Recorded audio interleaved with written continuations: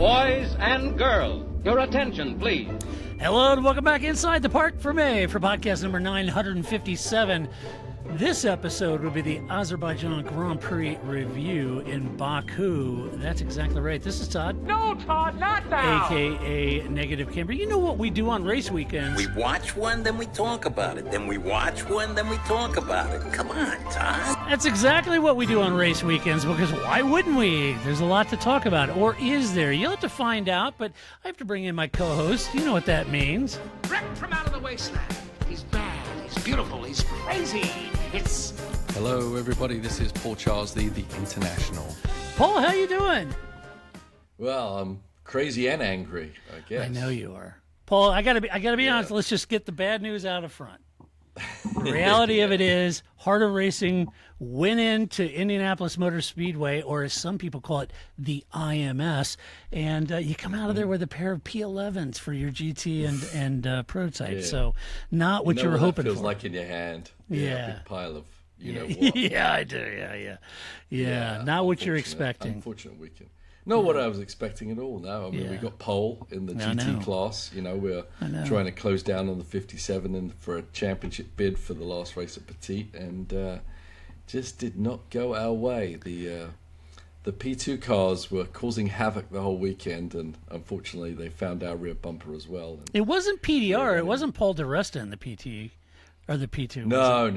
See, Paul. the P2 things always has this mixture of Yeah. bronze AMs and pros. Yeah. That's basically what the class is, and the AMs were just outrageously disastrous. Bunch of junior leaguers.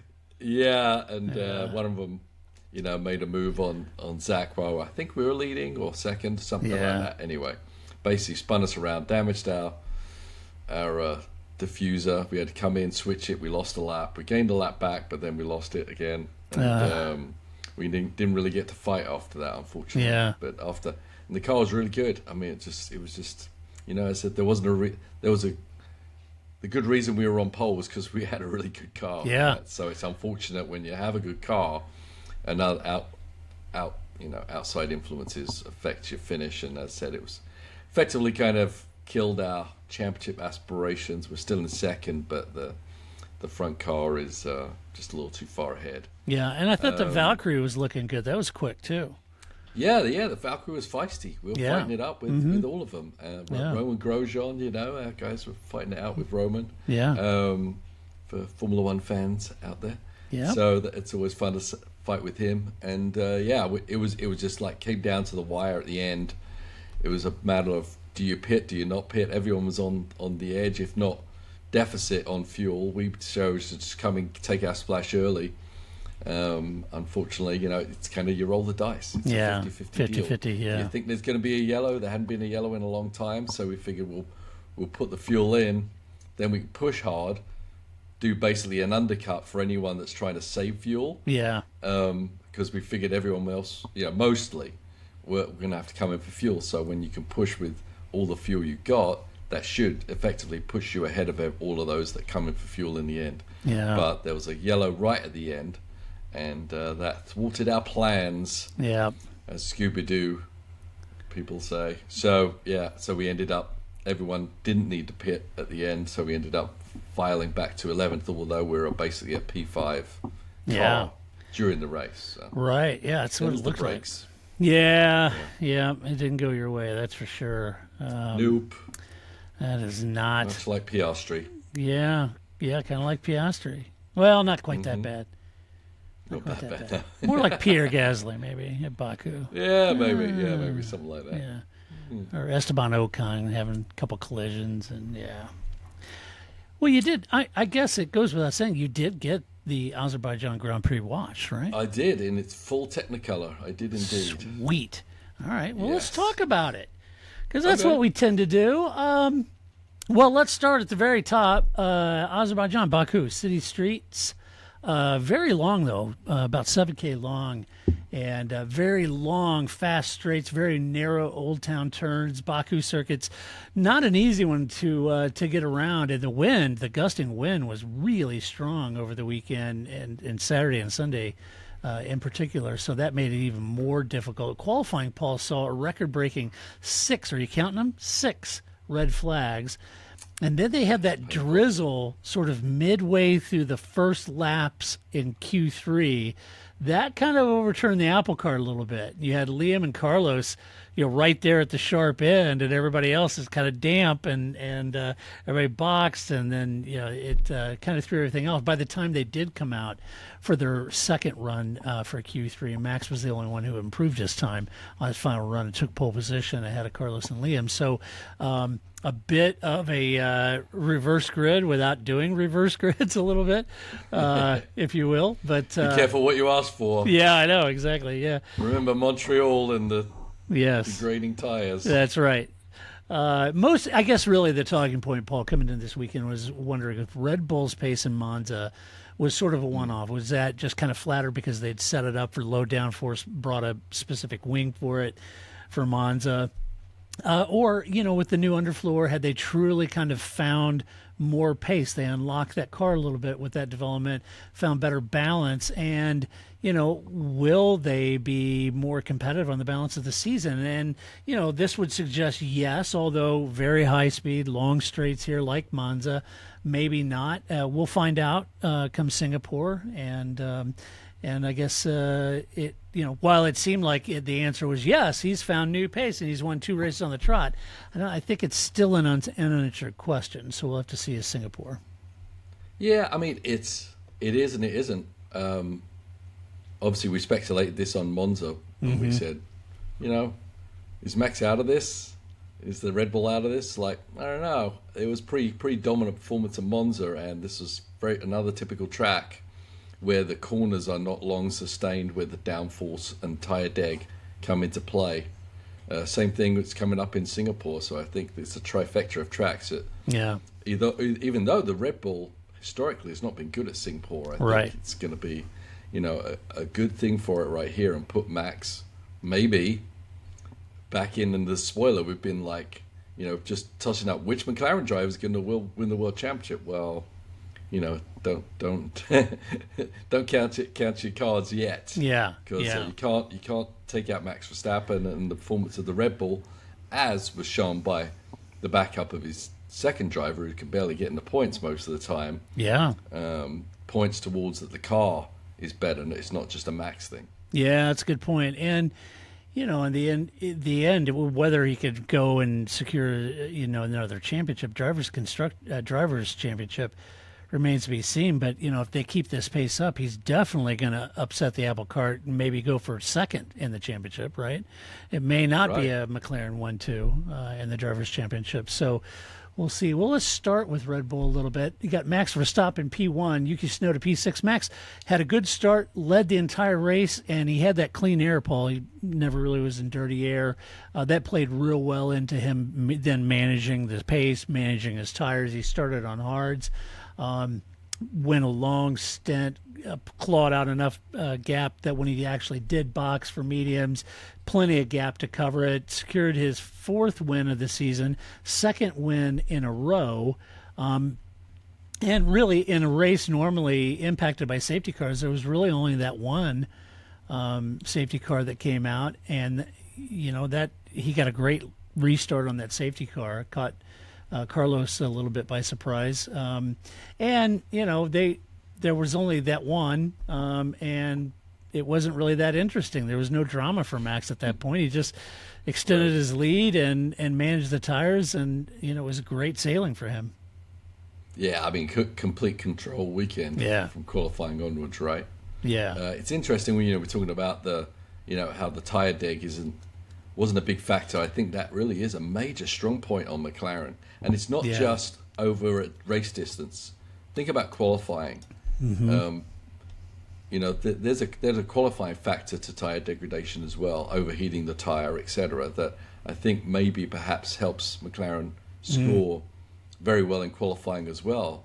Even though it's just one lap, the cars and drivers still need to manage overheating the tire at certain points to put the emphasis on the real key points on the track that's really going to give them lap time. Mm-hmm. And I'm just wondering whether that's also a factor as to why Max is not only running strong in the race, but also starting to out-qualify McLaren's on Saturday as well. Yeah, it's an interesting point. And I was looking, they brought the softest compounds on offer here. Degradation and the abrasiveness track just isn't that great here. Initially, Paul, they were talking about the delta between the soft and mediums wasn't that big, really. And, they kind of went back and forth. Initially, they were talking about how strong the DRS was, but it was kind of like Monza, where you have that long straight. It didn't seem to be as strong as it has been at other tracks. So, right. Yeah, I don't know. I'm with you on the tire, the degradation, wear rates, graining. You just didn't see a lot of that, and it kind of played its way out up and down the grid. There wasn't a lot of that. For Yuki, Yuki finished P6, a great result from him, best result of the season. Like Max, he started on the hards too, held that position for his best race of the season, scoring points, which he needed, as he was pretty much near last in the Drivers' Championship. Yuki tried hard to keep Lando behind him and tried even harder to pass Liam, but couldn't, so he had to settle for P6. Good run for Yuki. Golf applause. Appreciate it. As good as it was, I think it's a day late and dollar short for Yuki's comeback special to retain that seat. But it was a good run. And pretty much what the team was wanting him to do since race 3 of this season. Yeah, exactly. I don't know what came into it that now he suddenly can hold that off and was able to bring up that level, but still obviously ways of a level off of what Max was doing out there. He's not exactly running on his coattails. He's just kind of mixing it up with the people that have been completely, trounced by Max on this weekend. So, yeah, you make a good point though on that. It is important for him. Yeah, it is. It is. I don't want to marginalize that. It was a good performance for him, but you make a really good point, Paul, about the car. Maybe Yuki's performance, as good as it was for him, says more about the car and what development they did in Monza. And Yuki said the changes we made to the car have really worked this weekend. It allowed us to be more competitive than we've been on race days previously. I came into Baku having put in a lot of hard work off track to extract as much performance as possible, and today was a step in the right direction. So he clearly felt a lot better in this car this weekend, and that's not all track specific or anything like that. I think maybe as good as that was for Yuki personally, I think it says more about the car, to your point, Paul, and maybe what they've done to develop that car, because instantly now Yuki's up in P6, right? And that may say more about the compliance, the drivability of that car, the balance of that car, whatever they've done on that underfloor or wing config. I think they've made a step in the right direction, and I think your words are wise that you underestimate Red Bull for the balance of the season at your own risk. Yeah, and for look, it's good for Yuki, as you say. I don't think it's enough. Certainly not enough to keep him in the Red Bull ranks, I don't believe. But I'm just not sure where else he could end up too. But it's certainly better for wherever he ends up next year, or wherever he's trying to end up next year, that he ends on a strong point, whether it's the car-related side or him. Yeah, agreed. Let's see, Mercedes up at the sharp end. George Russell, P2. Kimi Antonelli, P4. Let's start with George. Maybe it's the cooler temps or the track seemed to flatter their car, because we know it wasn't George feeling on top of his game. Good heavens. He'd been ill all weekend. He sounded terrible on Friday. We radioed and he was like, the car's biting me out everywhere. It's like, whoa. Give me an old priest, give me a young priest. Exactly. The power of Christ compels you. Yeah, it's like, whoa. What's going on there? But the reality is, kudos to George. I keep sounding like I'm a huge George. I'm not. I'm a Ferrari guy. But gosh, George is having a great year, and here he is. He feels like hammered dog poo coming into this weekend, and he puts his head down despite being absolutely raw. And he got ran wide by his own teammate. Initially, but once he's young. What do you want? He's young. He's Italian. But once they boxed Kimi out of his way, I mean, he made up really good ground from then on. Very competitive to come home in P2. He stayed out that real long on that first stint, Paul, and then basically ended up the overcut worked for him for both Kimi and Carlos, and ends up in P2. You could tell he looked like his Energizer battery had completely run out by the time he got out of the car, as you would, being sick. But another great weekend for George, and everybody's excited for Carlos for all the right reasons. They're excited for Kimi for right reasons, but poor George, I feel like he's delivered all season long, and nobody's really talking about it. He has. We've talked about it. We have, for sure. Yeah. Right. Yeah. No, it's a great job, and it's really hard when a driver is sick, and obviously we have to deal with it on our side too. Yeah. And to keep them somehow up just for that very moment, and that's what they do basically. They're like down in the trenches, and then all of a sudden, okay, time to get in the car, and they just muster that little bit extra. You do everything you can medically and trainers and all that kind of stuff to get them up for each deal. And Jules said he felt better on the last day, but there's no doubt that even if you feel better, that the energy drain, being sick and having to go up and down and whatever you have to do to keep yourself to be able to actually perform at any level in a Formula One car is massive. So I'm sure he slept very, very well. Yeah, so. I would imagine. So great race for George. Equally a great weekend for Kimi Antonelli, Paul. Kimi needed a good race this weekend, and that's exactly what he had. Not sure if Toto's less than pep talk at Monza helped him out, but maybe it did. Maybe it did. It clearly didn't hurt. He looked really good from the start, even passing Liam for position on track despite boxing early to cover the Kiwi, which didn't work, unfortunately. Kimi got passed by George in the overcut and brought it home in a respectable P4. It's his best result since Canada. And again, he's a young guy. He's and we've seen this. I don't know. You and I have been watching F1 for decades. We've seen this, right? Young guys come in. Kimi came in. Lewis came in. Vettel came in. Max came in. You see this. It's this. He clearly has pace. Everybody say Max is really fast. Yeah, he's running in the side of people, but he's really fast, right? And it's kind of the same ebb and flow what we've seen with Kimi. He comes in, first couple of races excited, he's throwing it in there, good results, and then he kind of like, whoa, you start figuring out just how good the rest of the grid is and getting punted around a little bit. Welcome to the majors. Kind of had a form of bad weekend, so he needed this weekend, and I was real happy to see him do well. Yeah, no, he absolutely did, and that's exactly what he needs to do. It doesn't need to be spectacular, right? And it wasn't spectacular, but it was solid. It was a prominent, very, and the psyche of a driver is hard. How much do you cater to their mental strength? Do you build them up and say, no, you can do it, we know, we believe in you? Or does it come to a point where you say, hey, dude, snap out of it? We're not going to coddle you forever. You've got potential, yes, but you can't just keep hiding it behind mistakes. So, there might be a parallel there, Paul, come to think about it. You remember when George came up from Williams? He had a few errors and stuff that he made.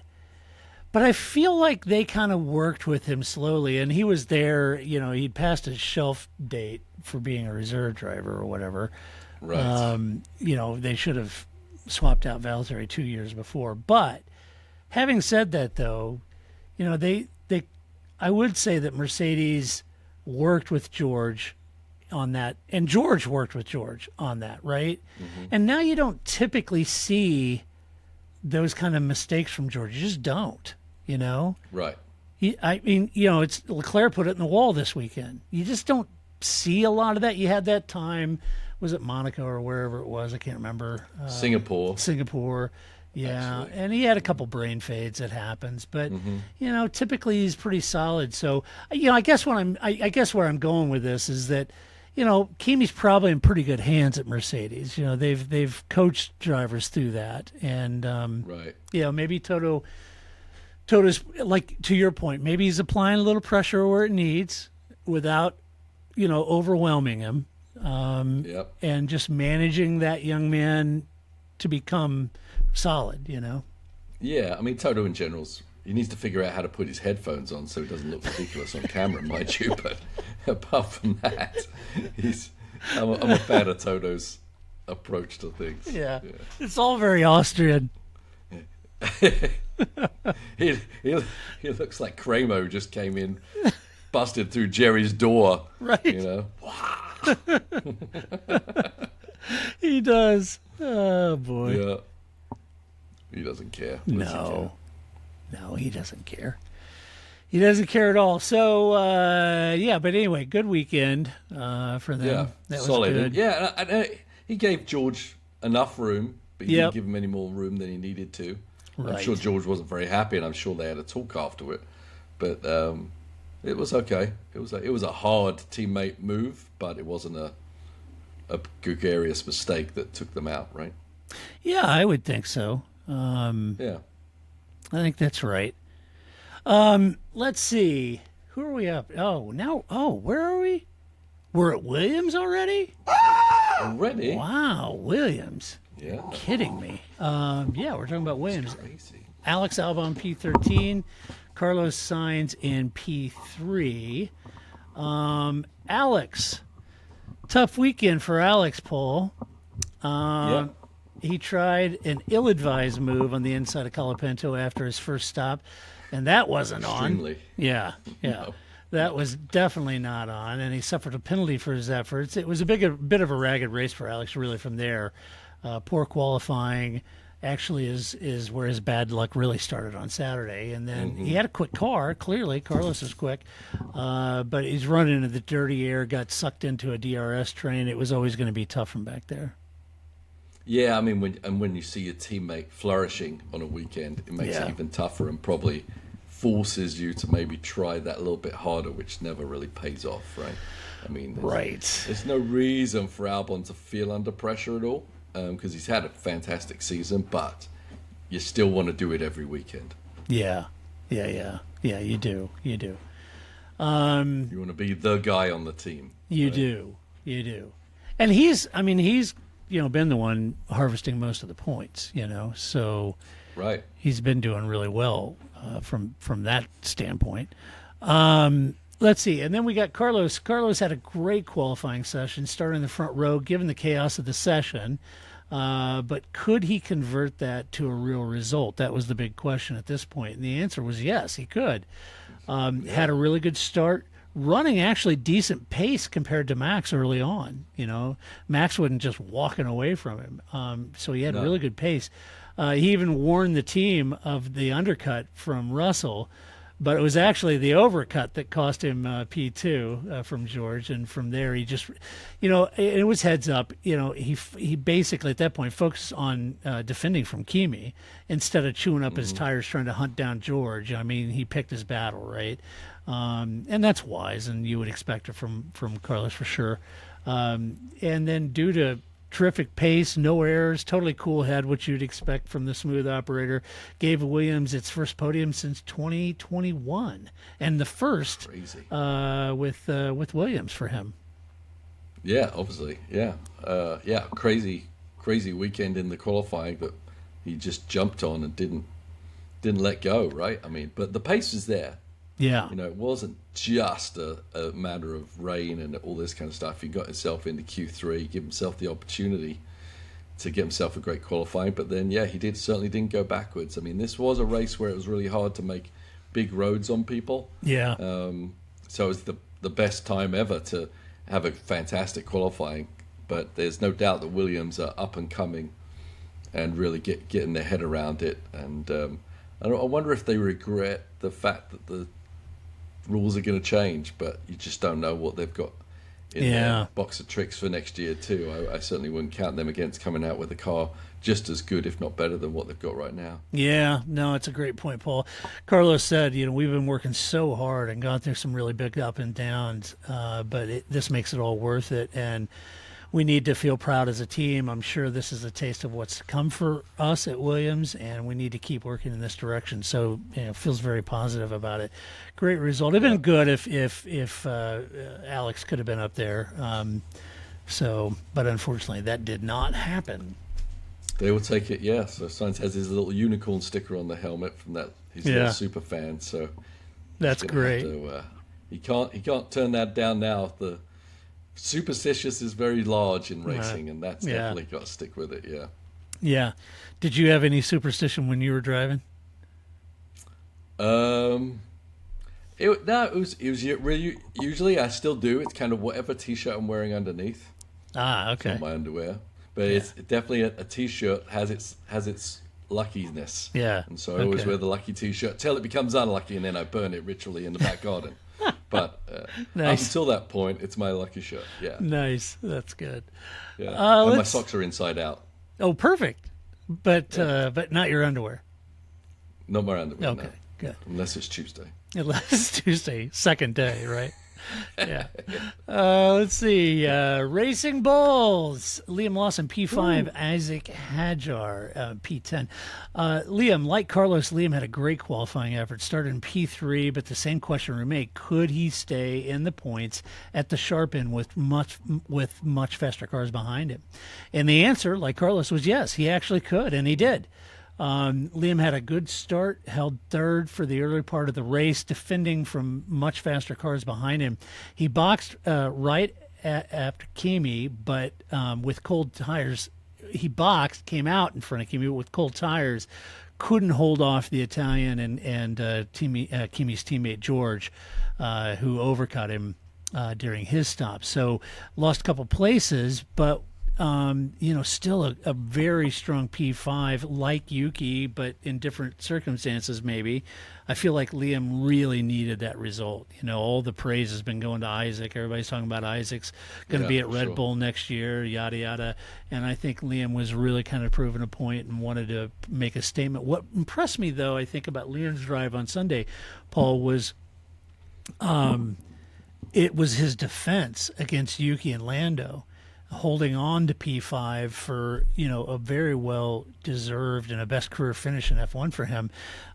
You and I on this podcast have spoken in the past about the art of defending and being defensive as a driver and how difficult that is.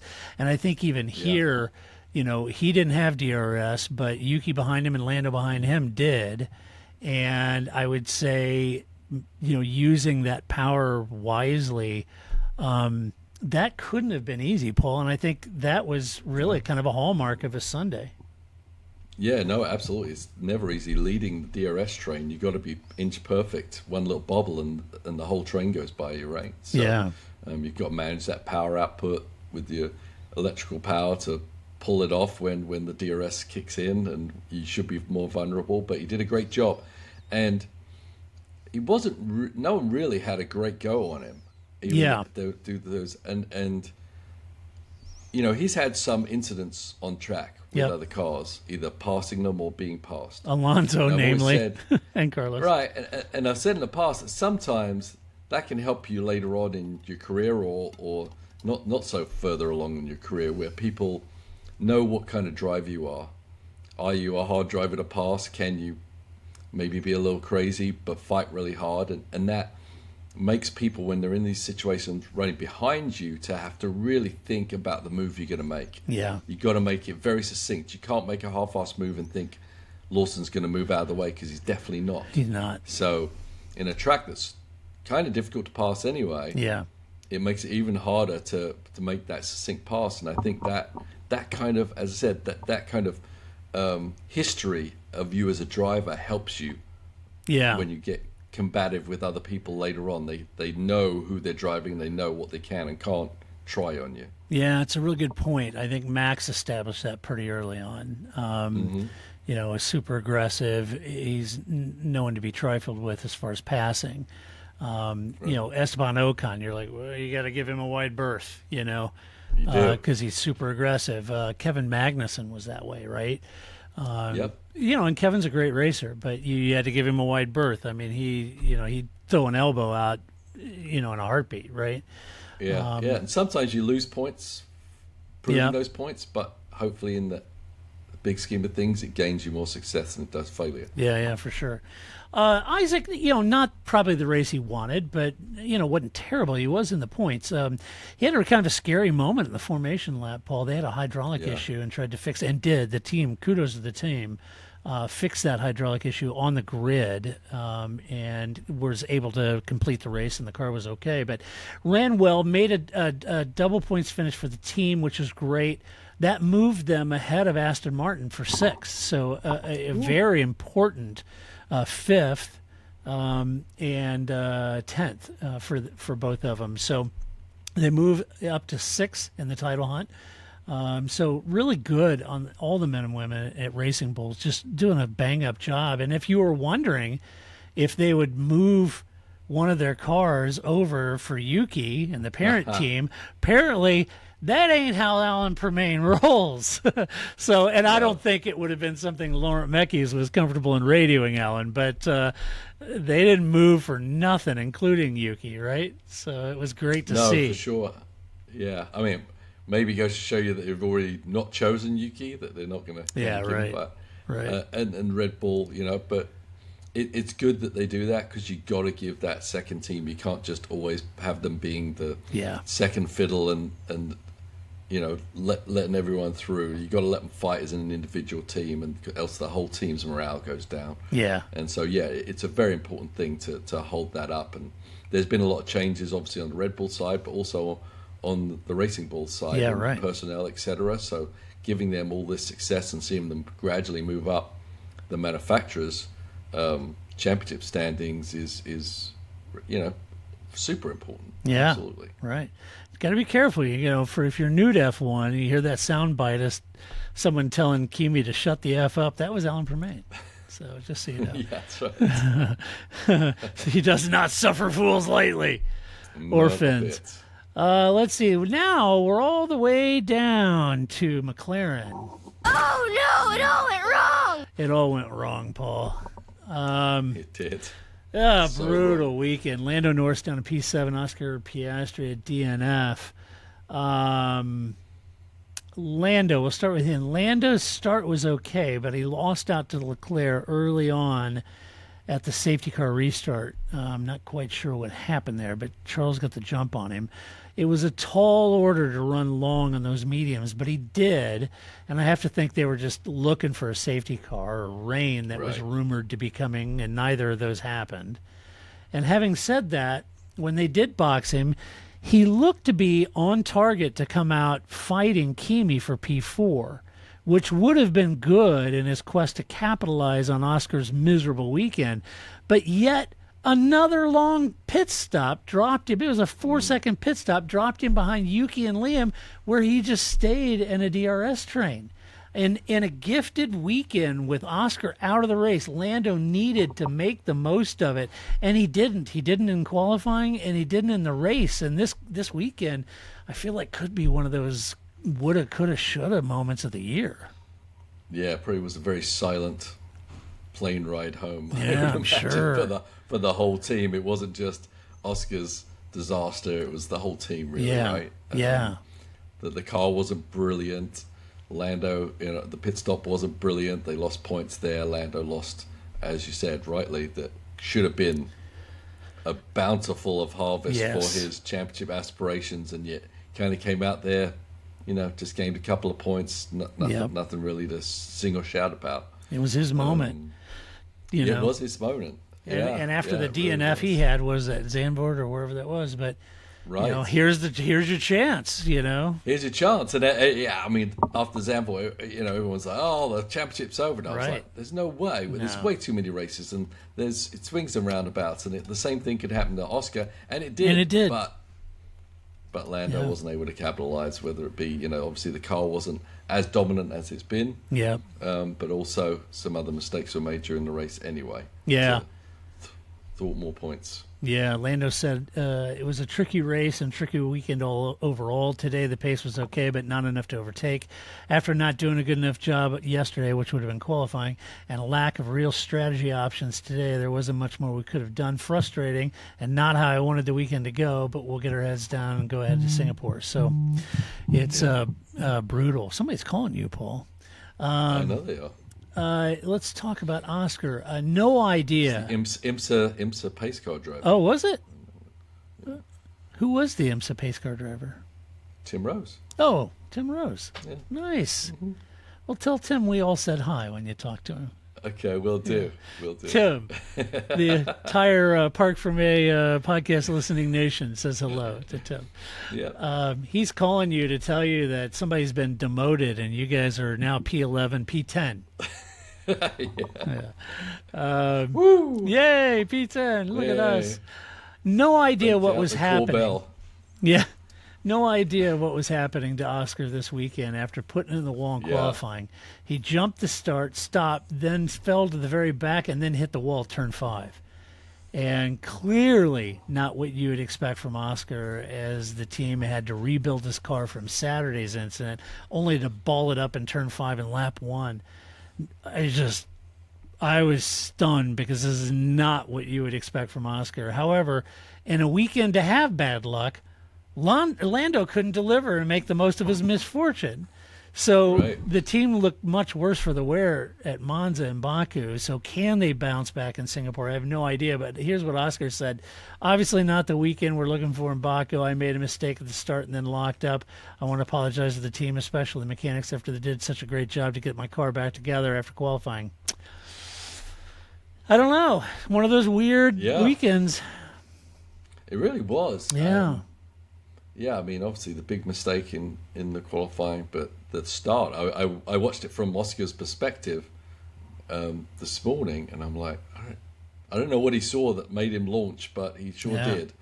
The thing is, if you launch, you're already going to get the penalty. Yeah. You may as well just go. Like Alonso did. Yeah. I mean, literally. They don't say, oh, well, you stopped again, so we're all good. It just doesn't happen. He was already in last place, right? Right. Just go. If you literally jump the start, you just got to go and take the penalties where they are. But you've just kind of adding double to it, and that obviously led to his frustration being at the back there, and then trying to make up for his another mistake that he'd made. Yeah. And it was a weird. Obviously, the whole car had been rebuilt. That's really difficult to just drive a car cold like that. Mm-hmm. Did you get all the brake balance right? Was everything put back correctly? You know what? He destroyed the car so much that probably the brake discs, none of that could be reused. So nothing was the same as he'd driven the whole weekend. Yeah, a whole new chassis, new and different. Yeah, and so there's no wonder that he would have a little issue with the brake bias or whatever on that first lap. It was interesting that he couldn't. I mean, he basically kind of released that left front tire about 4 times, but still couldn't get it fully released and get that car to turn in.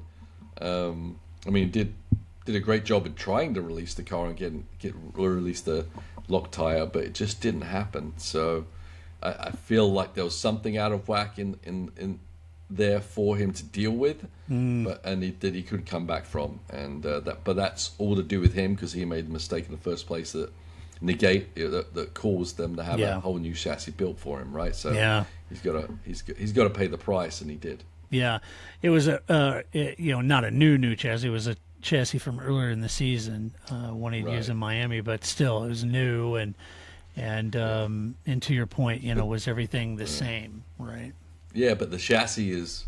They're not allowed to have a complete car back there ready to go. Right. So it's basically a bare chassis with maybe the looms and some other parts in there, but a very low preparation level. So everything they add to the car after that is a lot of work. Yeah, really is. Suspension and everything. Yeah. And I think even on the start, Paul, he jumped and stopped, then he got into anti-stall, and then he had to, get out of anti-stall, and that put him at the very back, Yeah, yeah. Now, where does Oscar carry his phone? That's what I want to know. Like Charles. Yeah. Or was he borrowing someone's phone? Have they got a little phone pocket in the car? I don't know. Maybe a Marshall gave him his phone and he set it there on the wall. That's what happened with Charles. Yeah. Somebody, with a photographer or something gave him his phone. Okay. So, yeah. Ah, boy. Yeah, tough weekend for McLaren. Just tough. Yeah. So we'll see how they do in Singapore. Ferrari, Charles Leclerc P9, Lewis Hamilton P8. Ferrari split strategies with Charles starting on the mediums.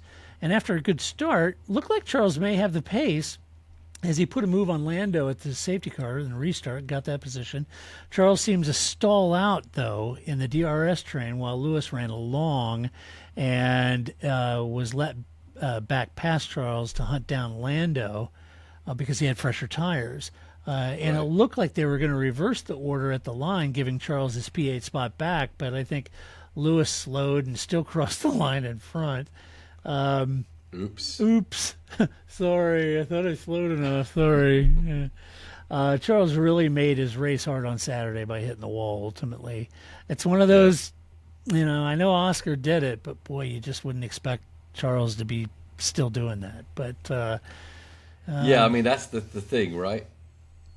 Yeah. He still makes those mistakes, like you're saying. Maybe George has got out of that, Max has got out of that stuff, but once you think Charles has kind of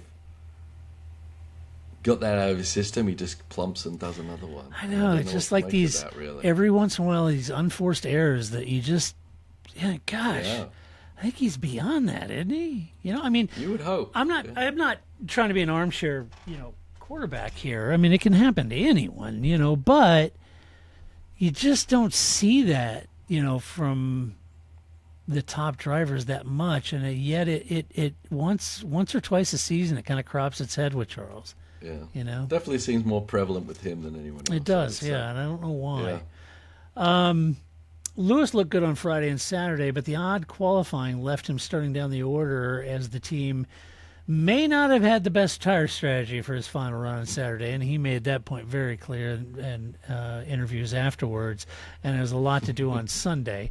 Lewis ran long on the hard compounds, and when he did stop, Charles let him bind to attack Lando, but the DRS train behind Lawson stalled his momentum, and he cobbled the repass with Charles at the line.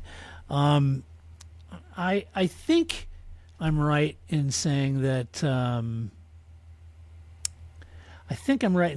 Lewis overall, though, felt better about the pace. He said, I felt like we could maybe put it on pole, right? And there were moments that Charles looked really on it too. And so I feel like, I don't know. Well, I'll just read you what they both said. Charles said, today what mattered was being on the right strategy in the sense that some of the cars started on hards and others on mediums. And the most important thing was to find yourself in the faster group of the cars who were on the same tires as you in order to be able to fight your way forward. I was stuck behind Liam for most of the second stint. He was on a different strategy with the mediums, and I was on hards at that point, so I couldn't overtake him. I also had a small issue on my PU, which affected my race pace. That's what Charles said. And Lewis said qualifying is always key, and we didn't maximize it this weekend. Our setup choice and execution quality weren't ideal, and that left us further back than we should have been. Fighting for 8th and 9th doesn't reflect the potential we had and everything, if everything had come together. And I think that's kind of Lewis's, refrain from this weekend.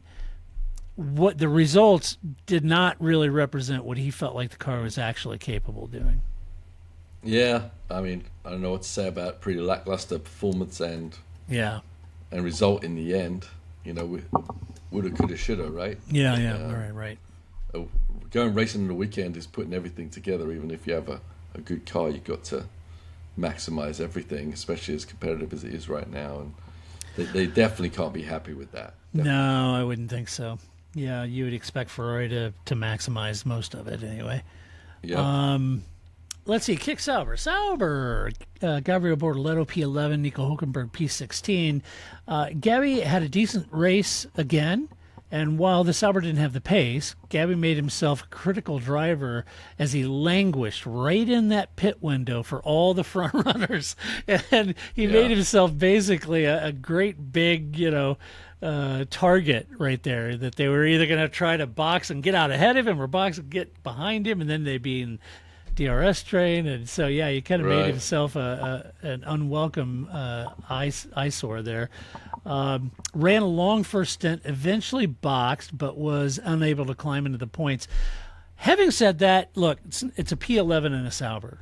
Let's be realistic, and I think that's I don't want to make a mountain out of a molehill, but I think it's still a great result for Gabby this weekend.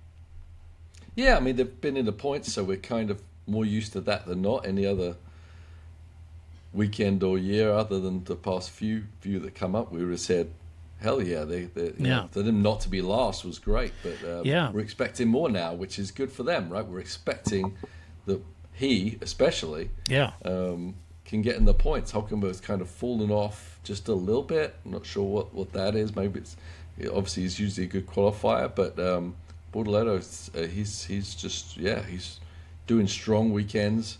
Even if the car isn't up to it, he's maximising the car and to finish just outside the points, still very, very strong, as you said. Yeah, it's true. Nico, tough day, starting from a tough starting position. Clashed with Ocon early on and had damage to his car, but managed to keep it going to P16.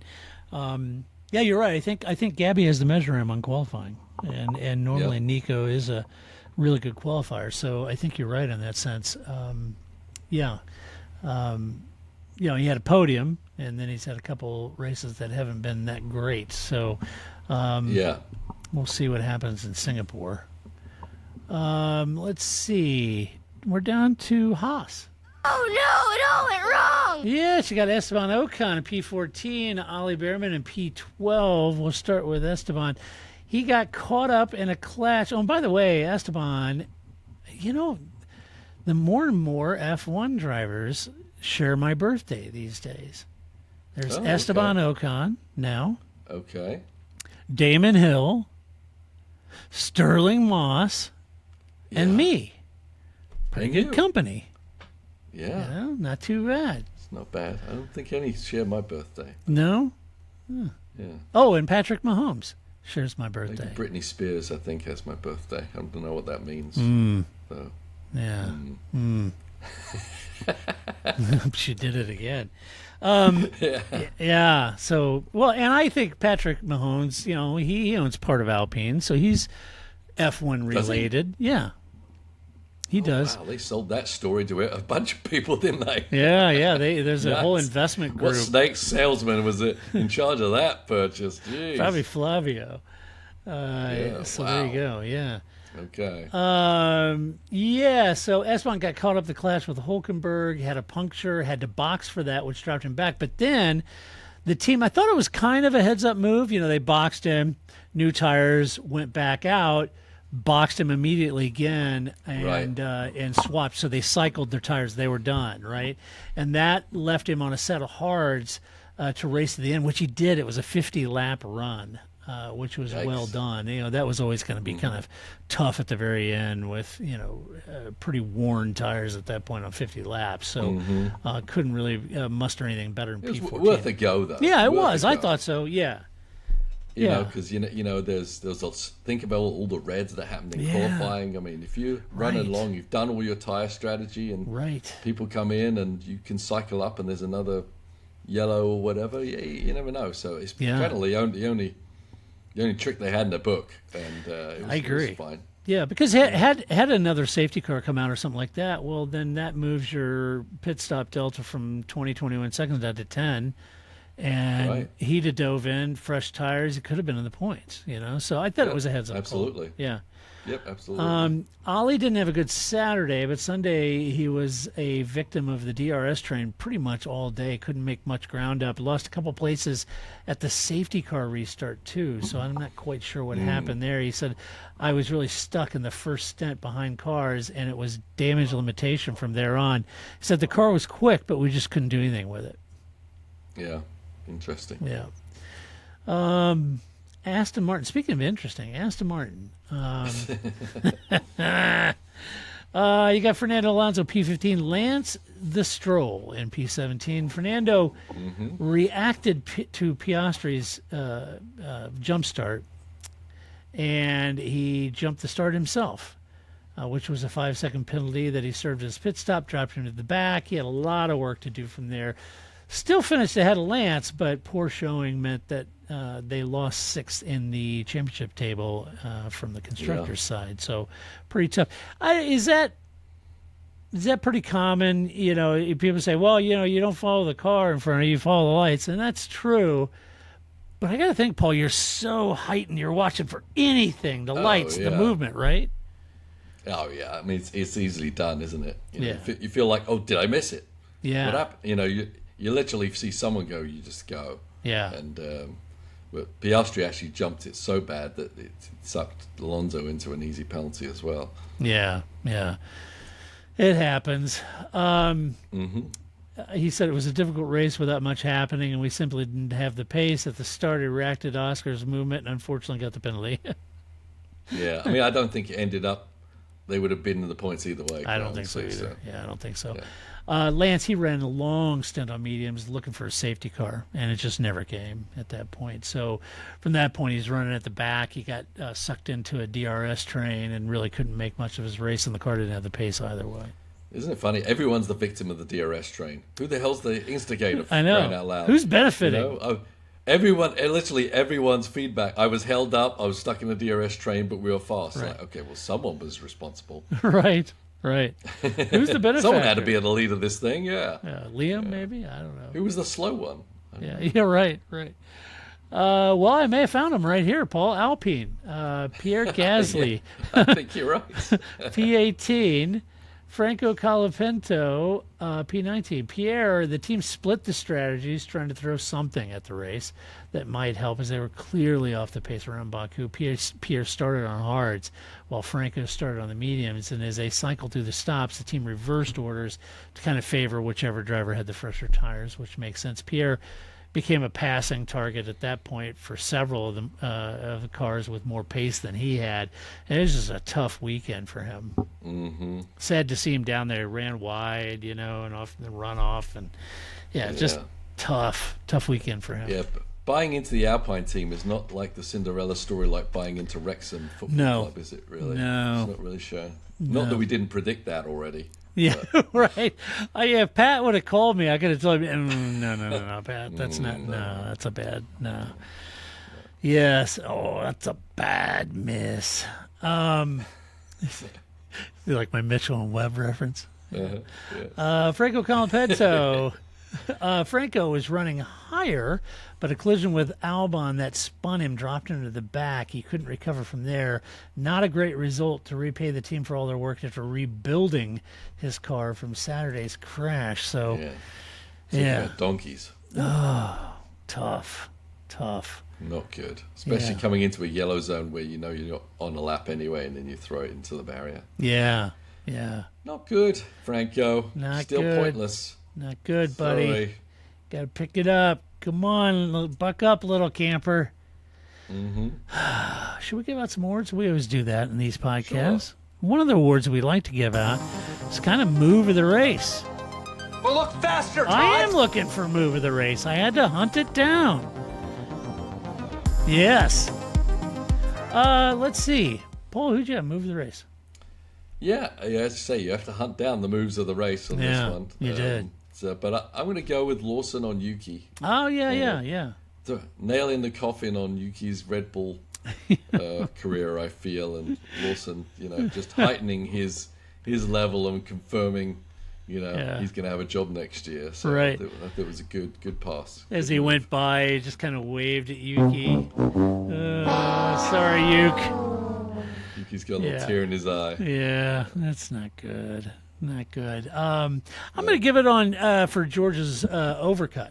He overcut two places that got him into P2, which I thought was good. Strong. So real strong overcut. Great call by Mercedes and the team there. So kudos to the men and women, that team, with strategy and the engineering and everything. And, you're dealing with a driver who's under the weather, and being able to overcut at the right time and put the move on not only Kimi but Carlos too for P2. That was a good move. Yep, absolutely. Yep. Let's see. Next awards, Donkey of the Race. Oh, yeah. We'll do it live. Yeah. Not good enough, damn it. Not good enough. Not good enough, Paul. I suspect we have the same guy here. Yeah, this one wasn't as hard to look for. No. Quite honestly, It's right? pretty a easy. Disaster for Oscar. Yeah. Oof. bad weekend for Oscar. Just disaster for my GP fantasy team. Oh my gosh, I had it. McLaren 1-2. Yeah, I had the lowest score I've ever had in the entire history of the game. Yeah, I'd be surprised. Double digits. I don't even think I scored. I don't even know. It's terrible.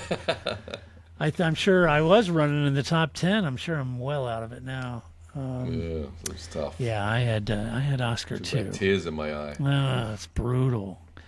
Yeah. All right, and then finally, oh yeah, drive of the race. It's in there, Lewis. Get down. You like my bass? You like it? Yes, I do. This is tough. I could have given it to 4 different drivers, but who did you pick? I picked the smooth operator. Yeah, well, Carlos, well-deserved. Yeah. It was very, very strong drive, very strong weekend. Yeah. Absolutely. Yeah, I totally could give it to Max. 2 wins on the trot, dominated the whole race in qualifying, fastest lap. It's always easy to discount him because you're just so used to him dominating. But, 4 races ago, he said he wasn't going to win a Grand Prix this year. But right, and here he is winning 2, and you're like, well, but it's Max, and he's got the best car. No, not really. Oh, but it's Max. He's really good. He's 4-time. Yeah, I know, but it was still an incredible drive, all the way. Yeah. Totally could give it to Liam. I think Liam did a great job. Great defensive driving. Carlos, absolutely, for sure, is a candidate. I think that's who the world voted for, was Carlos. To be honest with you, I give it to George. The guy felt like hammered dog poo the whole race and still managed P2. Great run. So pick one of those. I'm all in. They're feeling pretty good when they wake up in the morning. Yeah. I was thinking this morning actually, because obviously we had a disaster weekend, and it's so funny, because you go to the airport in the morning from whatever race weekend, and you see the same people, the people you're racing against, the drivers, whatever, and it's just, you after a bad weekend, you're just like not making eye contact with anyone. You're just sitting in your seat waiting at the terminal. But if you've had a good weekend, you're walking around. Oh, hi, hey, how's it going? Yeah, hey, oh yeah, we did happen to win. Yeah, it's funny. Yeah, thanks. Yeah. Did you have the flight home's a longer or shorter that way as well? Yeah, you walk around the coffee area. Hey, boy, did you guys struggle with that Ferrari? What happened with you guys? Oh, we won. Yeah. Oh yeah. Sorry. Oh, thanks. Oh, fine. Yeah. Stop it. I know that whole IMSA series is just so full of I don't know how many Vanda something or others. There's so many Vanda something or others in that series. You're right. There is. I can't keep them all straight. Yeah. It's crazy. All right. Well, that does it for this podcast. What we think about the Azerbaijan Grand Prix. Let us know what you think. You can do that. Go to theparkformay.com. Share your opinion. Just do it with decorum and civility. As always, if you like this podcast, go give us a good rating at your favorite podcast player. Share it with a friend. Share it on social media. Don't get a lot of links from folks. Don't get a lot of social media sharings. Don't hoard it. Yeah. Don't keep it to yourself. If you like it, share it. If you watch this on YouTube, you know what to do. It's absolutely free. It doesn't cost you anything to like or subscribe to the channel. Put the bell icon or whatever the heck it is you do over there. It doesn't cost you anything, and it helps us out tremendously. So do that. And a huge thank you to our Patreon supporters. We could not and would not do this podcast if it were not for them. So a huge thank you to all of them that support us. And then, Paul, you get a little bit of a respite, as you British people would say, this weekend. Yeah, because Singapore comes not this coming weekend, but the next weekend, right? Oh, okay. Gotcha. I think, I'm just going to check my calendar and make sure. Yeah, this was, that was Baku, and that's MotoGP next weekend. So there you go. Okay. I'm sure we'll get Grace and lots of MotoGP comments. I'm sure. So anyway, all right. Well, until next weekend when we do it all over again, this is Todd, a.k.a. Negative Camber, saying so long. I'm going to say so long, I swear. That's it, man. Game over, man. It's game over.